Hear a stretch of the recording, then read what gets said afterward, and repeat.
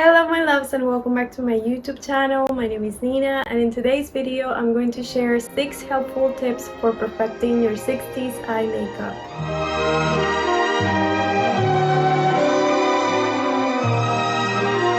A few years back I came across this ad from Max Factor from the 1960s, and isn't it beautiful?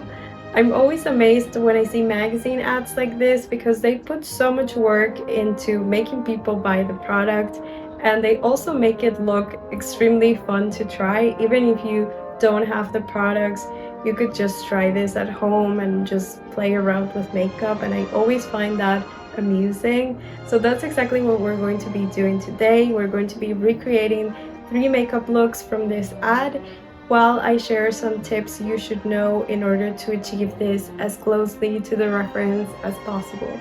I've been obsessed with this makeup looks ever since I saw this makeup ad for the first time, so I'm really excited about this video. And just to clarify, I am not sharing the complete process of how I did the makeup. I'm just sharing some tips from each makeup look that are basic to 60s eye makeup, but I will be filming the makeup looks throughout the process. So if you'd like to see that in a separate video, a step-by-step tutorial on how I did the makeup, please let me know and I can edit another video separately where I can show you everything that I did. So without further ado, let's just get right into the video.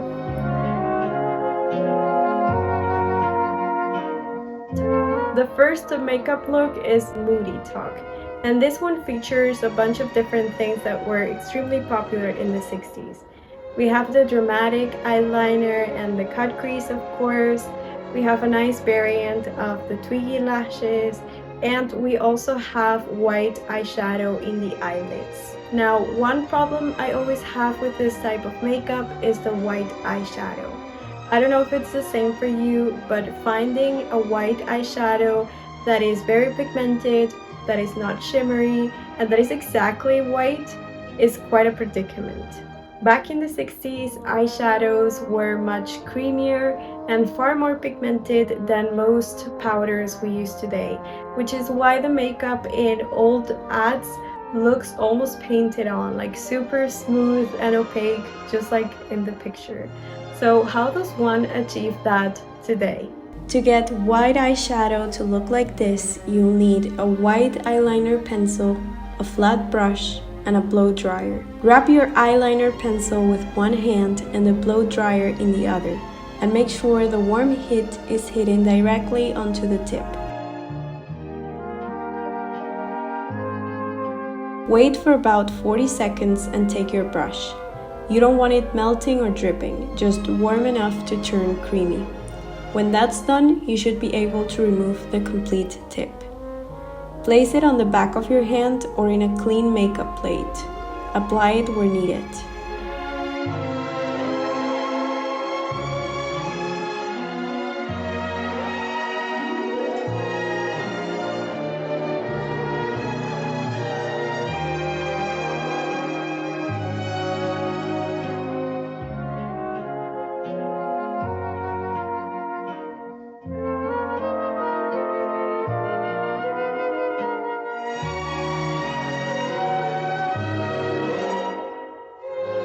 When you're done applying, don't forget to set it up with some translucent powder. And that's it.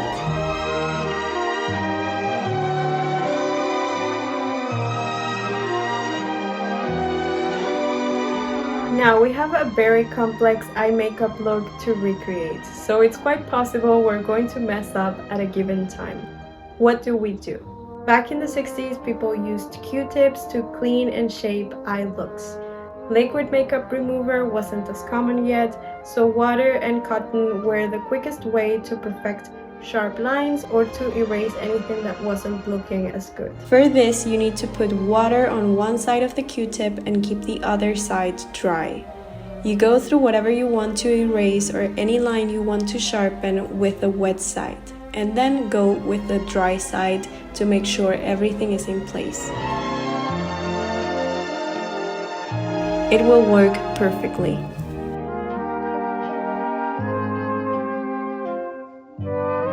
The next makeup look is Dolly Talk, and this one is probably the most common makeup look from the 1960s. We have the black eyeliner, the white waterline, the cut crease, and the bottom lashes. Bottom lashes are by far the hardest thing to do when it comes to 60s makeup. You have to find what really suits you, because you take one step in the wrong direction and you ruin the complete look. I know it has happened to you, and it's such a drag being like 1 hour into making a makeup look and then just trying to draw the bottom lashes and erasing and going back and erasing, and they never look right. But there are some things you can do about it. In this case, the model is wearing fake eyelashes as top and bottom lashes, and that is the easiest, most convenient thing you can try. But if you don't have fake eyelashes, you can draw them just like Twiggy did. Now, what tips can you try? First of all, the brush is the most important thing. The one that I use is from L'Oreal's gel liner, and I haven't found a brush that is as precise as this one, so that would be my first tip. Find a flat, thin brush that is perfect for you and that makes you feel confident about drawing things into your face. The second thing is that I typically use gel liner to draw my bottom lashes, mainly because it's easier to clean if I mess up, or when I mess up, because that happens a lot. But you can use any eyeliner you like. I wouldn't personally recommend eyeliner pencil because it will be erased by the end of the day. And also some people love liquid eyeliner, but I feel like you need to be a pro for that, and that's not my case. Another tip is that a lot of people draw from the lash line downward, but I actually go from the tips up because it gives me more control and helps me keep the lines cleaner, especially if I have shaky hands that day.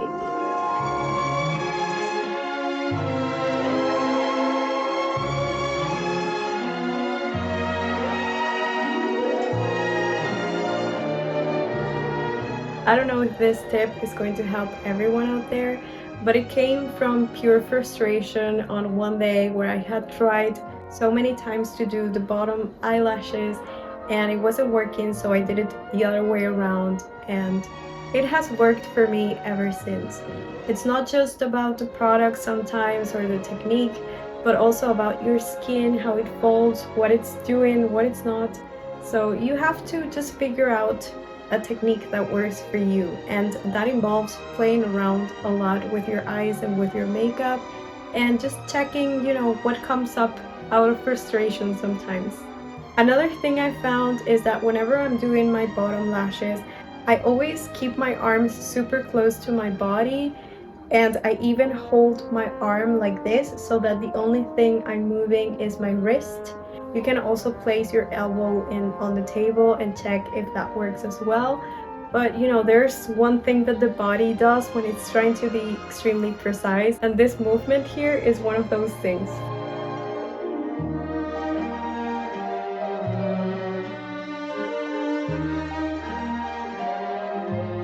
If you feel a makeup brush is not ideal for you, go with a brow pencil. The tip is designed to draw hair-looking stripes, so it's perfect for bottom lashes.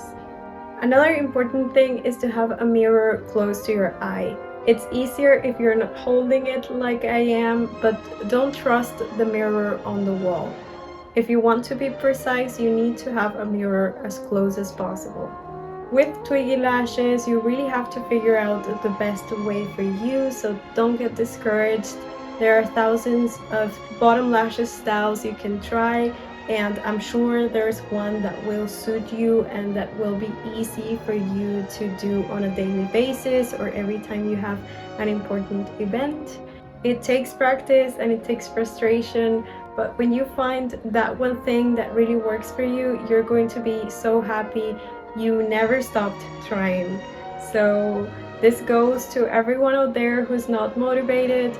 Go ahead and play around on one day when you're not doing anything. Something will come out from that. Maybe a tip, maybe a new technique, maybe a really beautiful and creative makeup look. but try something new and you'll see how that turns out in the long run.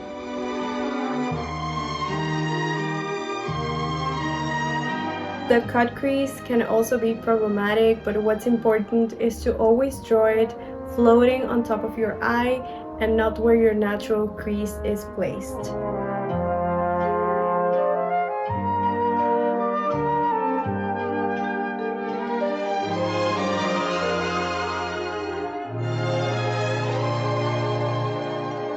That's why a lot of people will tell you to keep your eyes open while you draw it, because you need to see it. And if you have hooded eyes or slightly hooded eyes, you won't really see it otherwise. Now, when you're drawing the cut crease, always follow the natural shape of your eye.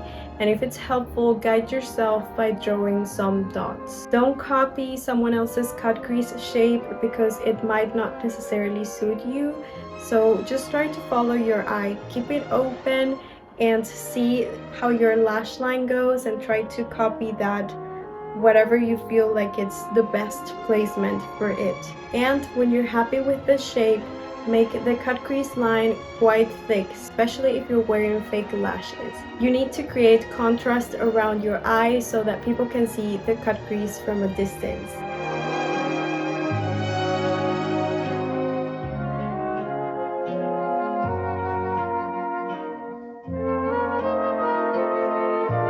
I have another video where I talk about how to find your perfect cut crease and how to follow your eye shape, so you might want to check that.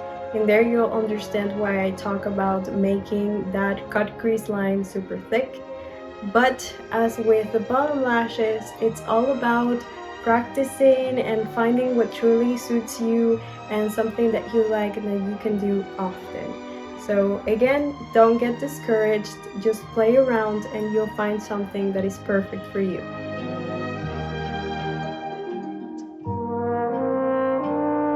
The final makeup look is Groovy Talk, and this one is probably the easiest. We have what seems like a light purple eyeshadow, black eyeliner, and a smoky cut crease. The best secret to get anything to look smoky is to use a black eyeliner pencil, draw wherever we want the black to sit, rub it with a brush, and then put some powder on top to set it.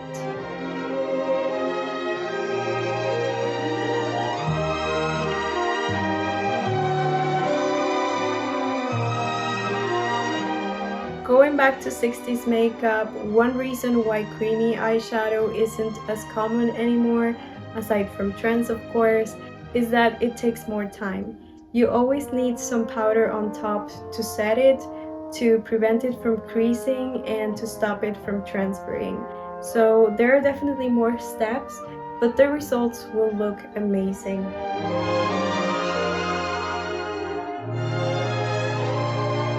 The last important thing when it comes to makeup, especially makeup as heavy as this one, is how to remove it. And the best way to do that is using vintage methods as well. Cold cream was what everyone used back in the day, and it's perfect for removing very, very heavy makeup. Take a bit of cream and place it all over your face. Make sure you cover every inch of it. If you're going to step into the shower soon, keep it on your face throughout the shower to let humidity help makeup melt, and remove the product at the end with warm water. When that's done, wash it again with a mild soap. If you were not about to hop into the shower, then just keep it on your face for about 5 to 10 minutes and remove it using a wet cotton pad.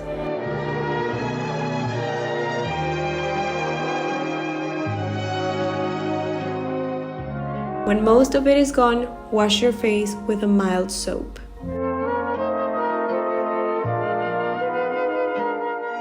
I hope this was helpful. If you try any of these tips, I'd love to know which one worked best for you. That was everything for today. Thank you so much for watching and for being here, and see you on the next one. Bye! But they sure got some cuties in corrects.